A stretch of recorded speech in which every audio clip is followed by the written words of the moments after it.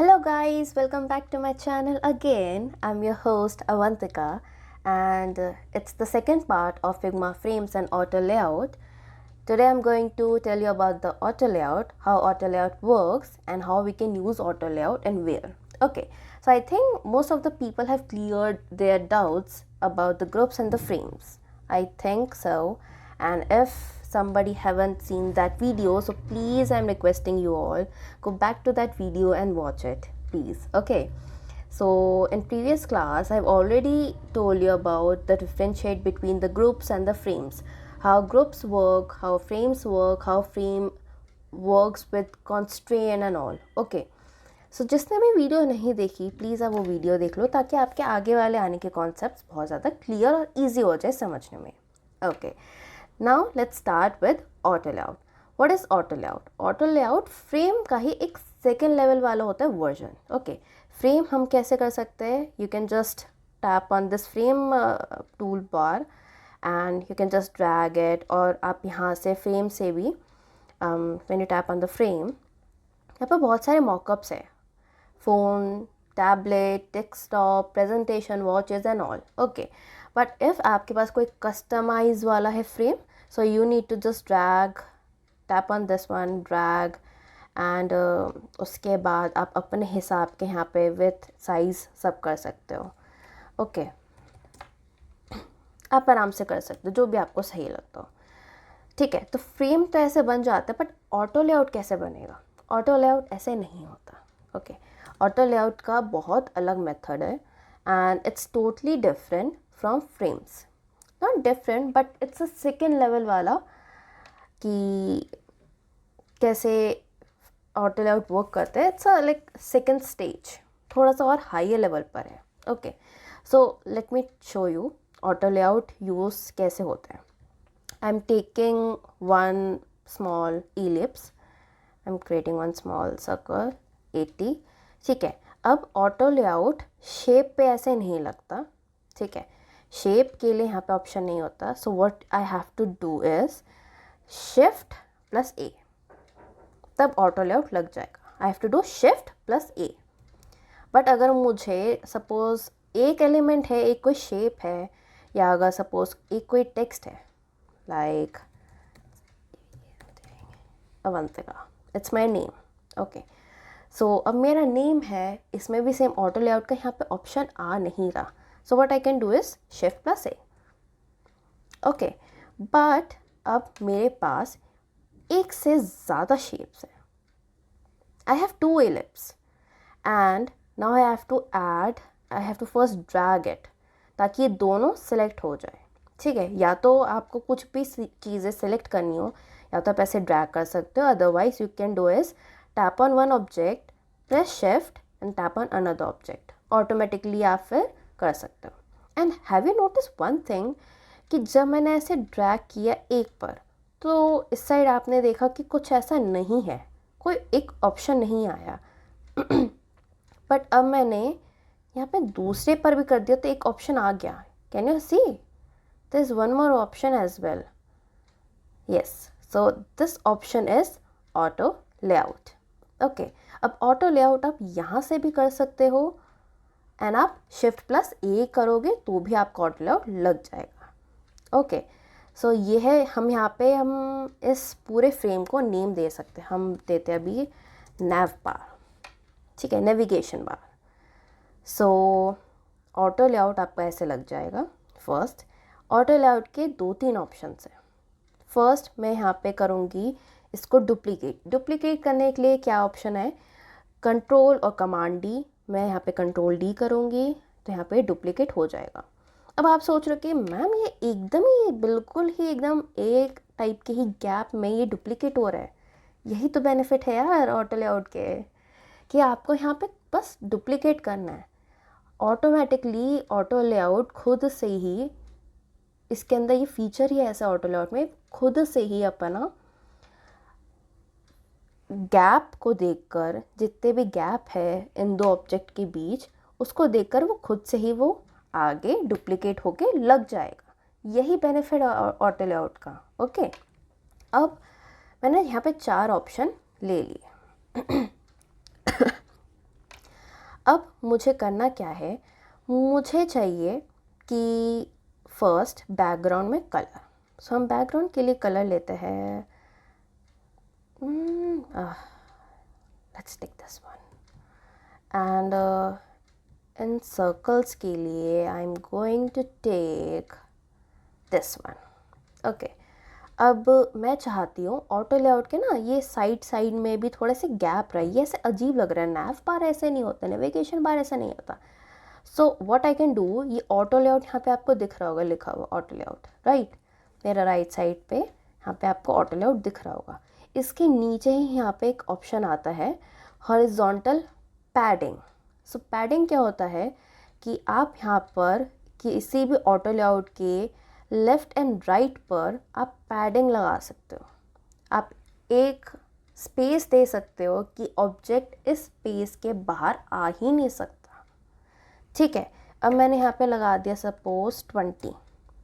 सो अब आपको यहाँ पे दिख रहा है, ये आ गया है पैडिंग। सी आपको यहाँ पे लाइंस भी दिख रही होगी, ये ऐसे लाइन लंबी लंबी, राइट। सो अब ऑब्जेक्ट जो है इस पैडिंग के आगे नहीं आ सकता। ओके, आपने बहुत जगह देखा भी होगा, आपने आई थिंक हमारे इंस्टाग्राम पे भी ऑप्शन है, हमारे व्हाट्सएप पे भी ऑप्शन है। अगर आप ध्यान दो सो आपको बहुत अच्छे से दिखेगा। ओके, कि हम जब चैट करते हैं तो चैट के साइड में भी एक पैडिंग लगी हुई है, नोटिस दैट। ओके, सो अब आ जाते हैं, ये था हॉरिजॉन्टल पैडिंग। यहाँ पे हमने हॉरिजॉन्टल पैडिंग लगा दी।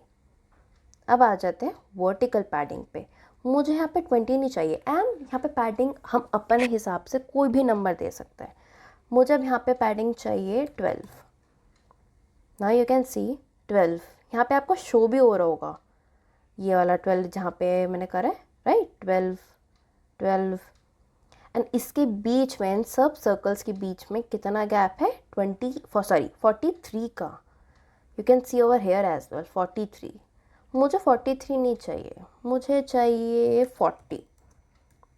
सी ओके, अब मुझे चाहिए, जैसे ये नैव बार है, मैं इसको स्ट्रेच करूं तो अभी ये सब ना लेफ़्ट साइड है। ये सब लेफ़्ट साइड क्यों है, क्योंकि यहाँ पर ये आप सोचो ये ऑटो लेआउट का कॉन्स्ट्रेन है। ओके, सो ये यहाँ से हम हर एक जो भी इस ऑटो लेआउट के अंदर जो ऑब्जेक्ट है हम डिसाइड कर सकते हैं वो लेफ़्ट साइड रहेगा या राइट साइड। ये अभी लेफ़्ट साइड है, मैं अभी इसको अलाइन कर दूंगी राइट साइड पर, ये सब राइट साइड पे आ जाएंगे। बट मुझे राइट साइड भी नहीं चाहिए, मुझे सेंटर चाहिए, ये सेंटर आ जाएगा। बट मैं तो चाहती हूँ कि यार इसमें इक्वली गैप रहे और हर सर्कल इक्वली रहे, तो मैं इसी पर ही डबल टैप कर दूंगी। तो ये रहेगा सेंटर में ही, लेकिन इसमें इक्वली गैप आ जाएगा। ये साइड वाले ये ऑटोमेटिकली साइड में होकर, और बीच में ये सी आप देख सकते हो ना ऑटो, तो ये ऑटोमेटिकली अपने तरीके से इन लोगों ने स्पेस बना ली, इक्वल स्पेस, एंड ये इस पूरे नैव बार में फिल भी हो चुके हैं। ओके, तो ये है इसका फंक्शन। और अब मैं अगर इसको, इस ऑटो लेआउट को अगर मैं स्ट्रेच करूँगी, ये ऑटोमेटिकली साथ साथ स्ट्रेच होते रहेंगे अकॉर्डिंग टू नैव बार। ठीक है, मैं जैसे जैसे कम करूँगी ये अपने आप ही अकॉर्डिंग खुद ही होते रहेंगे, मुझे कुछ करने की ज़रूरत नहीं है। बट वही अगर मैं यहाँ पे दोबारा से लेफ़्ट साइड कर दूँ, राइट साइड कर दूँ, और मैं फिर स्ट्रेच करूँ, तो ये राइट साइड ही बढ़ते रहेंगे। अगर मैं इसको लेफ़्ट साइड करूँ तो ये लेफ़्ट साइड ही रहेगा, वो राइट साइड में जितना भी स्ट्रेच कर लूँ वो होगा नहीं। ठीक है, तो ये है बेनिफिट ऑटो लेआउट का। इसमें कॉन्स्ट्रेन नहीं लगते। अगर आप ऑटो लेआउट कर रहे हो, ऑटो लेआउट में यही एक कॉन्स्ट्रेन है, आप यहीं से ही कर सकते हो। अब आप सोच रहे हो कि मैम ठीक है, ये सेंटर वाले तो समझ में आ गए, what's the benefit of these one, ये ऊपर वाले top left, top right, top centre, same bottom left, bottom right, bottom centre, उसका क्या बेनिफिट है, मैं दिखाती हूँ अभी आपको। I am just stretching it. Okay, अभी यह है सेंटर में, सेंटर वो भी लेफ़्ट साइड, सेंटर में है वो भी लेफ़्ट साइड। अब सेंटर की जगह मैं ये बॉटम लेफ़्ट कर देती हूँ, ये बॉटम लेफ़्ट में आ गए, नीचे की तरफ आ गए और लेफ़्ट साइड ही है। अगर मैं इसको सेंटर कर दूँ, राइट साइड कर दूँ, एंड सेम अगर मैं टॉप राइट कर दूँ, टॉप लेफ़्ट कर दूँ, टॉप सेंटर कर दूँ, सेंटर कर दूँ, ये ऐसे ही हो जाएगा। समझे? ये बेनिफिट है ऑटो लेआउट का कि यहाँ पर अगर आपको जैसे भी पोजीशन रखनी हो, अगर आपको ये ऐसे लेफ़्ट साइड पे रखनी है टॉप लेफ़्ट तो भी हो जाएगा, अगर आपको बॉटम राइट रखनी है तो भी हो जाएगा। ये बेनिफिट होता है ऑटो लेआउट का। आई होप आप लोगों को समझ में आ गया होगा। अच्छा, अब सोच रहे होंगे सब लोग कि यार हमने तो पैडिंग लगाई थी, ये कैसे हो गया, ये तो होना नहीं चाहिए, ये तो मैम ऑब्जेक्ट आपने कहा था पैडिंग के बाहर ऑब्जेक्ट जाएगा नहीं, बट ये कैसे हो गया। ओके, सो यहाँ पर अगर आप आओ, ये जो है ऑटो लेआउट, इसकी हाइट यहाँ पर है, इसकी विड्थ यहाँ पर है। ओके, सो हाइट पर अगर आप जाओ, ये एरो आपको शो हो रहा है, इस एरो पर जाओ तो यहाँ पे आपको फिक्स्ड हाइट लिखा आ रहा है कि अभी इस ऑटो लेआउट की हाइट 61 फिक्स्ड है, मैंने फिक्स्ड कर दी। लेकिन अगर मैं ये हग कंटेंट कर दूँ तो क्या होगा, आपको एक रेड कलर का एरो दिख रहा है यहाँ पर इस साइड, अगर आप नोटिस करो तो अभी मैं करती हूँ, तो इसमें क्या शो हो रहा है कि जो ऑटो लेआउट है वो हग कर लेगा हमारे जो इनर कंटेंट है उनको। अगर मैं हग कंटेंट करूँ तो सी ऑटोमेटिकली वो खुद से ही हो गया, मुझे कुछ करना ही नहीं पड़ा। मैं अगर ये हक पे रखूँगी तो ये हक पे रहेगा। अभी यहाँ पे मैं दिखाती हूँ आपको, यहाँ आपको दिख रहा है यहाँ पे बहुत सारी यहाँ पे गैप है, बट नैवपाल में तो ऐसा नहीं होता। अगर मैं यहाँ पे हक कंटेंट कर लूँ तो सी ऑटो लेआउट का यही बेनिफिट है, मैं जितना भी यहाँ पे स्ट्रेच कर लूँ, ये लो मैं नीचे से भी स्ट्रेच कर देती हूँ, मैं ऊपर से भी स्ट्रेच कर देती हूँ, और ठीक है इतना मैंने कर दिया। यहाँ पे अभी आपको फिक्स्ड शो होगा, क्यों? क्योंकि मैंने यहाँ पे खुद मैनुअली इन सबको स्ट्रेच करा है, ठीक है, तो इसलिए यहाँ पे फिक्स्ड शो करेगा, भले चाहे वो विड्थ हो भले चाहे वो हाइट हो। बट अगर यहाँ पे मैंने अभी हग कर लिया तो ऑटो लेआउट खुद को हग कर लेगा अराउंड दैट इनर ऑब्जेक्ट।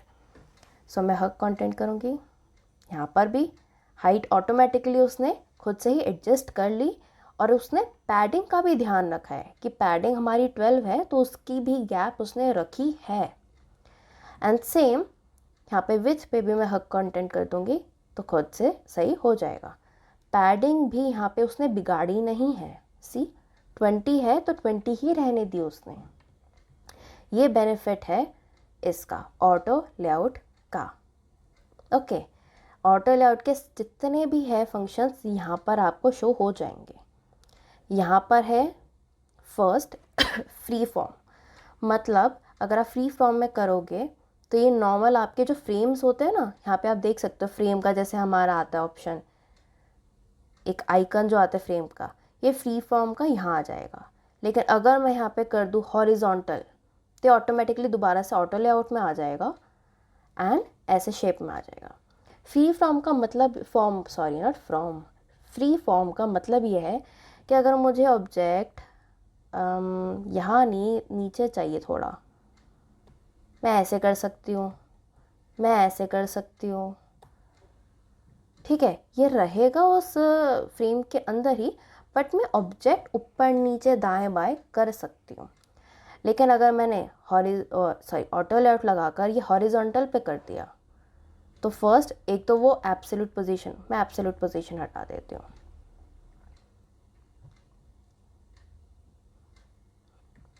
आप लोग सोच रहे हो कि ये एब्सोल्यूट पोजीशन क्या है, अगले क्लास में बताऊंगी। सो हॉरिजॉन्टल में अब मैंने ये ऐसे कर दिया तो यू कैन सी वो ऑटोमेटिकली एक लाइन में लग गए, ठीक है। अब मैंने वर्टिकल कर दिया तो ऑटोमेटिकली वर्टिकल में खुद ही कन्वर्ट हो गए, मुझे करना ही नहीं पड़ा कुछ। और अगर यहाँ पे एक और ऑप्शन न्यू आया है, इट्स अ ग्रेड 1, ओके, सब ग्रेड में मेरे को चाहिए ऐसे, मैंने यहाँ पे grade, it's a grade format कि आपके जितने भी ऑब्जेक्ट है वो कैसे शो होंगे, मैंने ये रखा है कि ये ऐसे शो हो, मैंने ये रखा है ये ऐसे शो हो, ठीक है। तो ये आप देख सकते हो बहुत छोटी सी एक बॉक्स बनी है, तो ये हर ऑब्जेक्ट उस बॉक्स के अंदर है, ओके। तो डिपेंड्स ऑन द वे हम कैसे रख रहे हैं। अच्छा, अब ग्रिड के बाद अगर हमने एकदम से यहाँ पे स्विच करा, भले हॉरिजॉन्टल हो वर्टिकल हो, सो वर्टिकल में तो नहीं हुआ, वेट या हॉरिजॉन्टल में जैसे हमने स्विच किया तो यहाँ पे एक रैप कंटेंट आता है, जो कि usually we people don't use, बहुत कम यूज़ करते हैं पर बहुत कम, ओके। इस रैप से अगर मैंने हटा दिया तो ये वापस से ऐसे आ जाएगा, बट वही सेम यहाँ पे ऑलरेडी ये फिक्स्ड हो रखा है, हम इसे करेंगे hug, and that's it. This is auto layout, this is the only thing auto layout do, and ये बहुत ईजी है यूज़ करने में, ठीक है। तो बस यही था जो आज मुझे आप लोगों को समझाना था, एंड बस यही है। अब बाकी नेक्स्ट क्लास में मिलते हैं। Thank you, tata, bye bye.